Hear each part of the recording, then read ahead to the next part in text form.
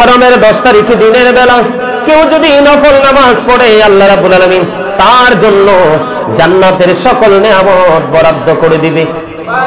কি করে দিবে? জান্নাতের সকল নেয়ামত বরাদ্দ করে দিবে। এটা আল্লাহ রাব্বুল আলামিন আমাদের জন্য বরাদ্দ করে দিয়েছে।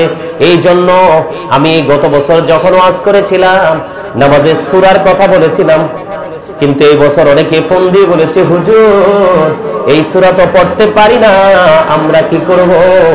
আমি বলেছি কোনো সমস্যা নেই, আপনি যেই সূরাটা সহিহ শুদ্ধভাবে পড়তে পারেন আপনি ওই সূরাটাই পড়ে নেবেন।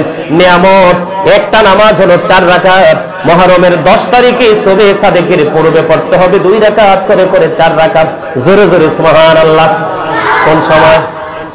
10 তারিখ, তার মানে শনিবার রাত্রে, রবিবার না, কারণ রবিবার মাগরিব পর্যন্ত, মাগরিবের আগ মুহূর্ত পর্যন্ত, আগ মুহূর্তে 10 তারিখ শেষ। ঠিক এই জন্য শনিবার রাত্রে কেউ যদি আল্লাহর পক্ষ থেকে ওই জান্নাতি নিয়ামত যদি কেউ বরাদ্দ নিতে চায়, আমি আমার ভাই আমার বাবা বিশেষ করে আমি আমার মা বোনদেরকে বলবো, যেই যেখান থেকে আমার আলোচনা শুনছেন আপনাদের সবাইকে বলবো ওই রাত্রিতে আজকে কি রাত্র? আজকে হলো বৃহস্পতিবার, আজকে জুম্মার রাত। আজকে কি বৃহস্পতিবার? আজকে জুম্মার রাত, আজকে রাত্র, আগামী কালকে রাত্রে, তার মানে আগামী কালকে রাত্রে যারা রোজা রাখবে সেহরি খাবে, যারা রোজা রাখবে তারা আগামী কালকে থেকে সেহরি খাবে। কি করবে? আগামী কালকে রাত্রে সেহরি খাবে। তার কারণ হলো আমার নবীজি হাদিস শরীফের মধ্যে এসেছেন, মদিনাতুল মুনাওয়ারায় যখন আমার নবী আসলেন, আসার পরে দেখলেন ইহুদিরা রোজা রাখতেছে। কি করতেছে? ইহুদিরা রোজা রাখে। আমার নবীজি প্রশ্ন করলেন, কি ব্যাপার তোমরা আজকের দিনে রোজা রাখো কেন? আজকের দিনে রোজা রাখার কারণ হলো আল্লাহ রাব্বুল আলামিন ওই মুহররমের 10 তারিখে মূসা কালিমুল্লাহকে তার সঙ্গীদেরকে ওই লোহিত সাগর পার করে দিয়েছেন। কি করেছেন? কথা বলে না কেন? পার করে দিয়েছে। আর ফেরাউন এবং তার দল বলকে ওই লোহিত সাগরে ডুবিয়ে মেরেছেন। এই জন্য মূসা কালিমুল্লাহ রোজা রেখেছিলেন, আমরা রোজা রাখি। জোরে জোরে কন্যা সুবহানাল্লাহ। আমার নবীজি বলেছেন আমরা আগামী বছর থেকে 9 তারিখ সহ রোজা রাখবো। কয় তারিখ? আমরা 9 তারিখ সহ রোজা রাখবো। জোরে জোরে কন্যা সুবহানাল্লাহ। আমরা 9 তারিখ সহ রোজা রাখবো, কারণ আমরা ইহুদিদের ব্যতিক্রম করব, আমরা ইহুদিদের মতো করব না। তার মানে মুহররমের 10 তারিখে শুধু রোজা রাখলে চলবে না, আমার নবীজির কথা অনুযায়ী আমরা 9 তারিখও রোজা রাখতে হবে। ঠিক কিনা বলেন? কত তারিখ? আমাদের হিসাব মতো এই বছরের হিসাব অনুযায়ী আমরা আগামী কালকে শুক্রবার জুম্মার দিন, জুম্মার রাত্রে সাহরি খাবো, শনিবার রোজা রাখবো, শনিবার রাত্রে সাহরি খাবো, রবিবার রোজা রাখবো, 2টা রোজা রাখবো। আমি হাদিস শরীফের মধ্যে বিভিন্ন হাদিসে বিভিন্ন রকমের বর্ণনা পেয়েছি। জিলহজের চাঁদে যদি রোজা রাখা হয়, হজের দিন, কোন দিন রোজা রাখা হয়, 1 বছর আগের এবং 1 বছর পরের গুনাহগুলি আল্লাহ মাফ করে দেয়। এক হাদিসের মধ্যে এসেছে, আমার রাসূল বলে দিয়েছেন, কেউ যদি আশুরার দিনে, আশুরার 10 তারিখ, মুহররমের 10 তারিখে যদি একটা রোজা রাখতে পারো, আমার রাসূল বলে দিয়েছেন তোমার 1 বছরের গুনাহ মাফ হয়ে যাবে। কিন্তু অন্য হাদিসের মধ্যে এসেছে, আমার রাসূল জানিয়ে দিয়েছে রে, এই মুহররমের 10 তারিখে কেউ যদি একটা রোজা রাখতে পারে রে, আমার আল্লাহ তার 40 বছরের গুনাহগুলি মাফ করে দেয়। কয়টা রোজা? একটা রোজা। কয়টা রোজা? কেউ যদি মুহররমের 10 তারিখে একটা রোজা রাখতে পারো, 40 বছরের গুনাহ আমার আল্লাহ মাফ করে দিবে। জোরে জোরে বলুন সুবহানাল্লাহ। কারণ বনি ইসরাইলের জন্য এই মুহররমের 10 তারিখে একটা রোজা তাদের জন্য ফরজ ছিল। এই জন্য আমার নবীজি বলে দিয়েছে, রমজানের রোজার পরে সবচেয়ে উত্তম রোজা হলো মুহররমের 10 তারিখের রোজা। এত আস্তে সুবহানাল্লাহ বললে হবে? আমার লোকগুলা যদি ওয়াজ ভুলে গেছে। সুবহানাল্লাহ তো জান্নাতের ফল। কিসের ফল? জান্নাতের ফল। নবীজি বলেছেন তোমরা যখন জান্নাতের বাগানে যাও, ওখান থেকে জান্নাতি ফল খেয়ে নিও। এই জান্নাতি ফলের মধ্যে একটা হলো সুবহানাল্লাহ। নবীজি বলেছেন রমজানের রোজার পরে সবচেয়ে উত্তম রোজা হলো মুহররম মাসের রোজা। আর ফরজ নামাজের পরে সবচেয়ে উত্তম নামাজ হলো রাতের নামাজ। কোন নামাজ? ফরজ নামাজের পরে সবচেয়ে উত্তম নামাজ হলো রাতের নামাজ। এই জন্য আমি বলে দেই, কেউ আল্লাহ রাব্বুল আলামিনের দিদার পেতে হলে, নিয়ামত প্রাপ্ত বান্দাদের অন্তর্ভুক্ত হতে হলে আমি সবাইকে বলে দেব, আপনার জন্য অবর্ণনীয় নিয়ামত আমার আল্লাহ জান্নাতে বরাদ্দ করে রেখে দিয়েছে। আপনি শনিবার রাত্রে এই বছর 2025 সালের শনিবার রাত্রিতে, তার মানে আগামী দিন জুম্মা, এর পরের দিন হলো শনিবার রাত্রিতে বেশি না পারলেও সুবহে সাদেকের পড়বে 4 রাকাত নামাজ, নফল নামাজ পড়বেন। আপনার জন্য আল্লাহ রাব্বুল আলামিন জান্নাতে সকল নিয়ামত বরাদ্দ রেখেছে। আর বলে সুবহানাল্লাহ। আর বলে না হুজুর আমি 4 রাকাত পড়বো না, আরো বেশি পড়বো। আরো বেশি পড়লে তো আরো বেশি ফজিলত, আরো বেশি নিয়ামত, আরো বেশি মজা। ইরশাদুত তালিবিন কিতাবের মধ্যে এসেছে, আল্লাহ রাব্বুল আলামিন জিবরাইল আলাইহিস সালামকে ডাক দিয়ে বললেন, রে জিবরাইল, আমি তো তোমাকে নফল ইবাদত করার জন্য অর্ডার করিনি, কিন্তু তুমি নফল ইবাদত করেছো কেন রে জিবরাইল? এবার জিবরাইল উত্তর দিয়েছেন, আল্লাহ তুমি তো আমাকে 600 ডানা দিয়ে সৃষ্টি করেছো, এই জন্য কৃতজ্ঞতা স্বরূপ আমি কি করেছি? 30,000 বছর নফল ইবাদত করেছি। আমার আল্লাহ একটা ডাক দিয়ে বললেন, জিবরাইল তুমি সাক্ষী থাকো, আমার হাবিবের উম্মতগুলো অল্প কিছু সময় যদি নফল ইবাদতের মধ্যে কাটায়, আমি তাদেরকে অদ্বিতীয় জান্নাত দিয়ে পুরস্কৃত করব। তাহলে নফল ইবাদত বেশি করলে লাভ না লস? নাকি কম করলে লাভ? আমরা বেশি বেশি করে করব, কারণ ইবাদত যত বেশি করা যায় আল্লাহকে তত বেশি খুশি করা যায়। আর এটা নিজের জন্যই বড় নিয়ামত। মনে থাকবো তো? আমি আপনাদেরকে বলে দেই, কেউ যদি মুহররমের 10 তারিখে কোন রোজাদারকে ইফতারি করায়, তাহলে সে যেন গোটা মুসলিম জাতিকে ইফতার করালো, ওই পরিমাণ সওয়াব তার আমলনামায় দেওয়া হবে। আরো জোরে, আরো জোরে। কেউ যদি এই মুহররম মাসের 10 তারিখে রোজা রাখে, 10,000 ফেরেশতার সমতুল্য মর্যাদা তাকে দেওয়া হবে। সুবহানাল্লাহ, সুবহানাল্লাহ। আমার রাসূল বলে দিয়েছেন, হাদিস শরীফের মধ্যে এসেছে, কেউ যদি এই মুহররম মাসে কোন এতিমের মাথায় আন্তরিকতার সাথে, মহব্বতের সাথে প্রাণ উজাড় করে কেউ যদি কোন এতিমের মাথায় যদি মুহররম মাসে হাত বুলিয়ে দেয় রে, আমার রাসূল জানিয়ে দিয়েছে আমার আল্লাহ খুশি হইয়া ওই যে এতিমের মাথায় হাত বুলিয়ে দিল, তার মাথায়, এতিমের মাথায় যত চুল তত সমপরিমাণ নেক তার আমলনামায় দেওয়া হবে। কেউ যদি মুহররমের 10 তারিখে কোনো অসুস্থ রোগীকে সেবা করে, কি করে? এখানে কিন্তু 2 ধরনের আলোচনা। মুহররমের 10 তারিখ যদি হয় একরকম, আর অন্য সময় যদি হয় আর একরকম।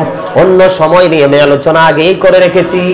আমার রাসূল জানিয়ে দিয়েছেন, কেউ যদি অসুস্থ রোগীকে যদি কেউ সেবা করতে দেখতে যায়, যতক্ষণ না পর্যন্ত সে ঘরে ফিরে না আসবে, তার আবাসস্থলে ফিরে না আসবে, ততক্ষণ পর্যন্ত সে যেন জান্নাতি ফল কুড়াইতে থাকলো। কি করতে থাকলো? সে যেন জান্নাতি ফল কুড়াইতে থাকলো।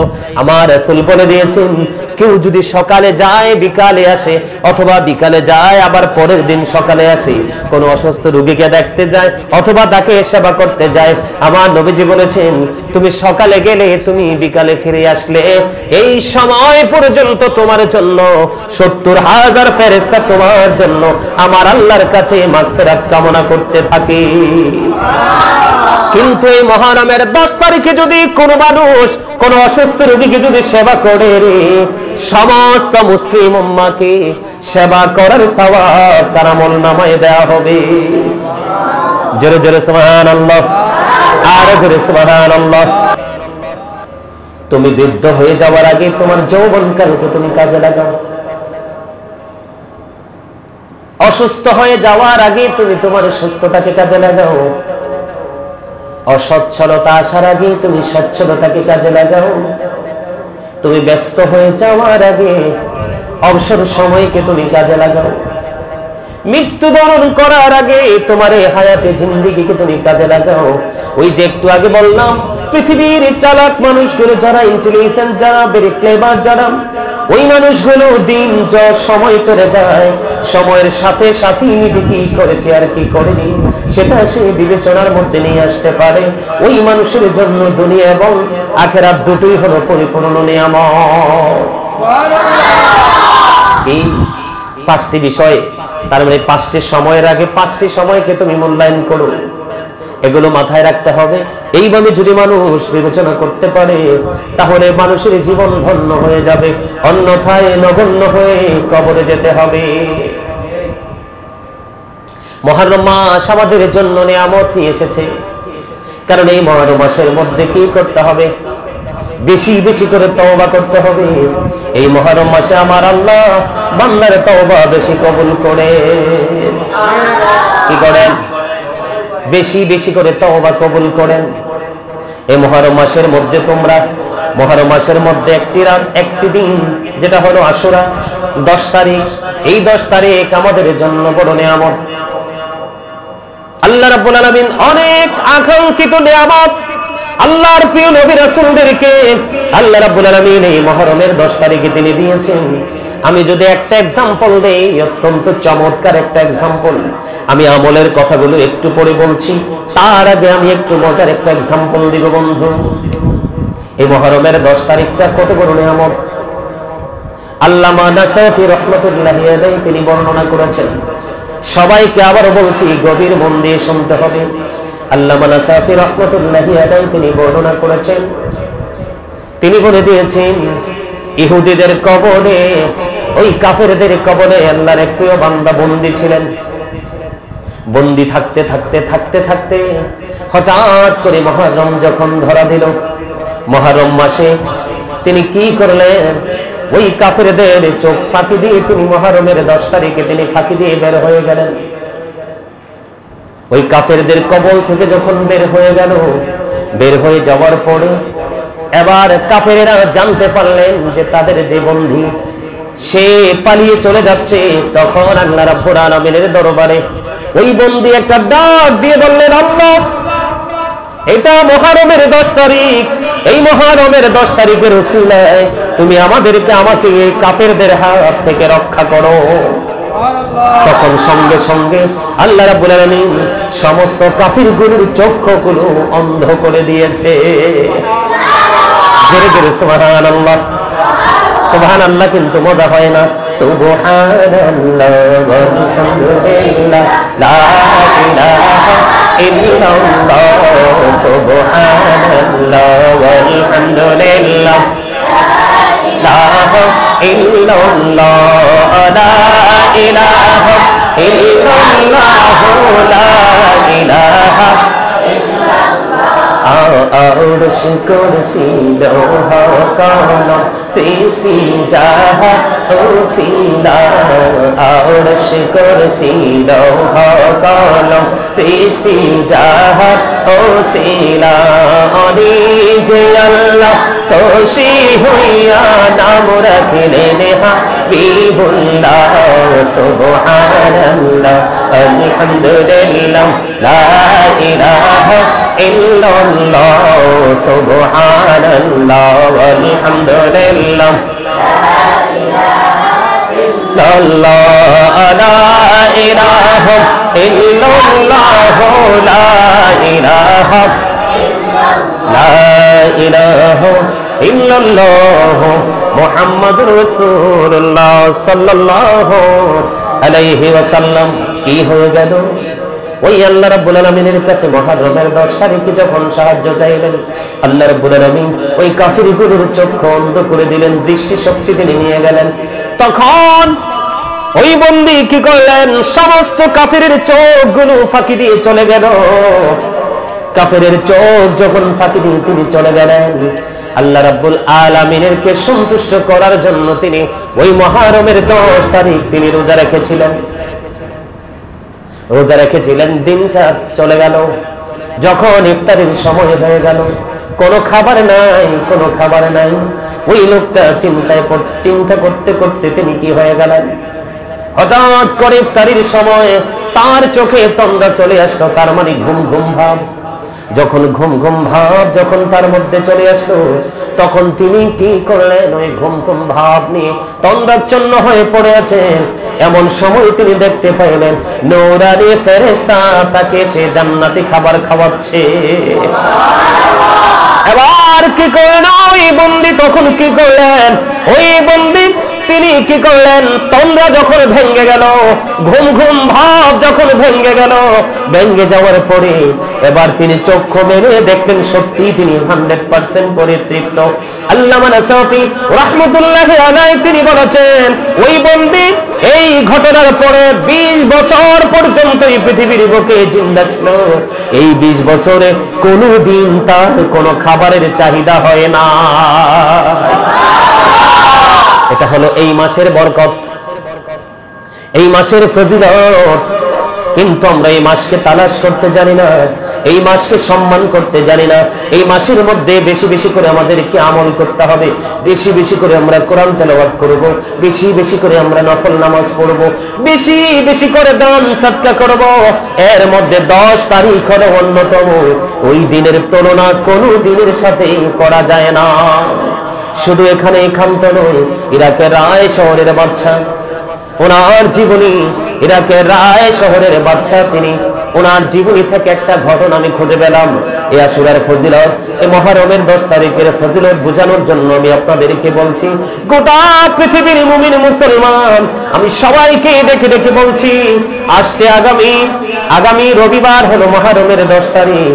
এই 10 তারিখকে যেন আমরা হৃদয় থেকে ধারণ করতে পারি। আল্লাহ যেন আমাদেরকে সেই তৌফিক দান করে। সকলে বলুন আমিন, আর জোরে বলুন আমিন। ওই যে ইরাকের রায় শহরের বাদশার কাছে এক ফকির এসে সাহায্যের জন্য হাত বাড়িয়ে দিলেন, কিন্তু তিনি ওই ফকিরকে তিনি সাহায্য দেননি। মুখটা তিনি ফিরিয়ে নিলেন। মুখটা যখন তিনি ফিরিয়ে নিলেন, ফিরিয়ে নেওয়ার পরে ওখান থেকে ওই বিক্ষোভ কি করলেন? আরেকজন বেঈমানের কাছে গিয়ে তিনি সাহায্য চাইলেন। বেঈমান তাকে সঙ্গে সঙ্গে সাহায্য দিয়ে দিল।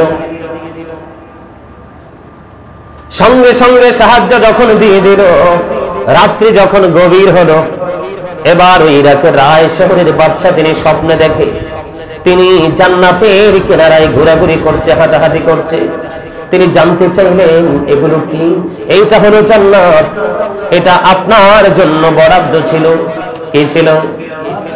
এটা আপনার জন্য বরাদ্দ ছিল, কিন্তু দুর্ভাগ্যবশত এটা আপনার থেকে আরেকজন ছিনিয়ে নিয়ে গেল।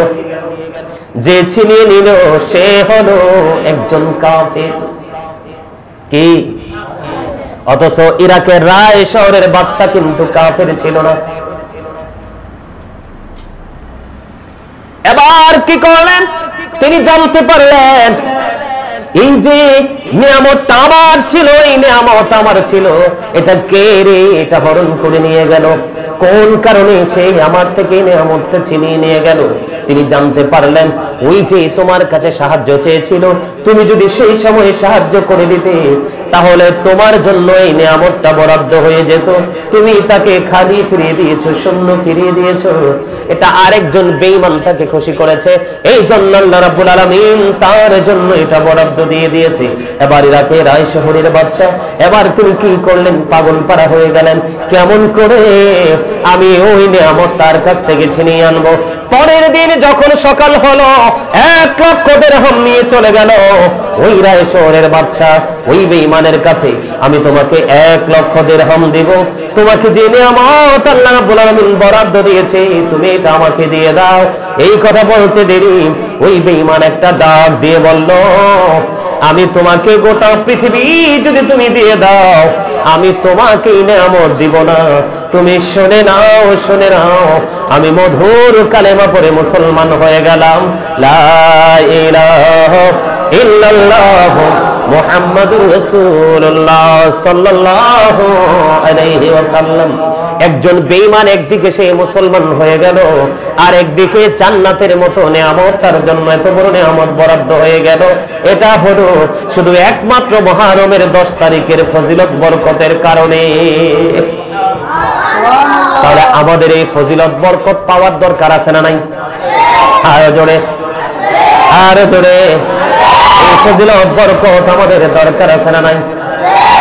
আমি বলে দেই, মুহররমের 10 তারিখে দিনের বেলা কেউ যদি নফল নামাজ পড়ে আল্লাহ রাব্বুল আলামিন তার জন্য জান্নাতের সকল নেয়ামত বরাদ্দ করে দিবে। কি করে দিবে? জান্নাতের সকল নেয়ামত বরাদ্দ করে দিবে। এটা আল্লাহ রাব্বুল আলামিন আমাদের জন্য বরাদ্দ করে দিয়েছে। এই জন্য আমি গত বছর যখন ওয়াজ করেছিলাম নামাজের সূরার কথা বলেছিলাম, কিন্তু এই বছর অনেকে ফোন দিয়ে বলেছে, হুজুর এই সূরা তো পড়তে পারি না, আমরা কি করব? আমি বলেছি কোনো সমস্যা নেই, আপনি যেই সূরাটা সহিহ শুদ্ধভাবে পড়তে পারেন আপনি ওই সূরাটাই পড়ে নেবেন। নিয়ামত একটা নামাজ হলো 4 রাকাত। মুহররমের 10 তারিখে সুবহে সাদেকের পূর্বে পড়তে হবে 2 রাকাত করে করে 4 রাকাত। জোরে জোরে সুবহানাল্লাহ। কোন সময়? 10 তারিখ, তার মানে শনিবার রাত্রে, রবিবার না, কারণ রবিবার মাগরিব পর্যন্ত, মাগরিবের আগ মুহূর্ত পর্যন্ত, আগ মুহূর্তে 10 তারিখ শেষ।